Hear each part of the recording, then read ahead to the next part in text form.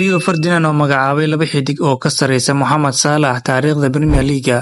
Daaficii hore ee Manchester United Rio Ferdinand ayaa ku adkaystay in xidiga Liverpool Mohamed Salah uusan ahayn ciyaaryaankii ugu fiicnaa abid ee ka dheelay Premier League.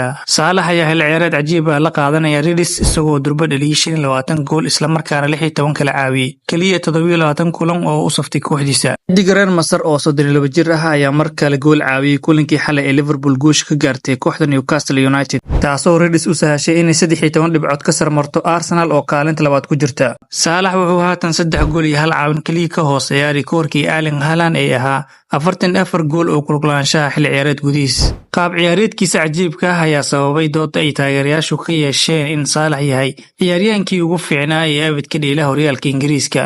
Markii la weydiiyay inuu aragtidiisa ka dhiibto doodaas, Ferdinand wuxuu soo doortay laba weeraryahan oo uu ka doorbiday Salah. Wax fursad ah ma siin karo ayuu yiri isagoo la hadlaya TNT Sports. Waxa igala fiican Thierry Henry iyo Cristiano Ronaldo ayuu warkiisa ku soo gabagabeeyay Rio Ferdinand.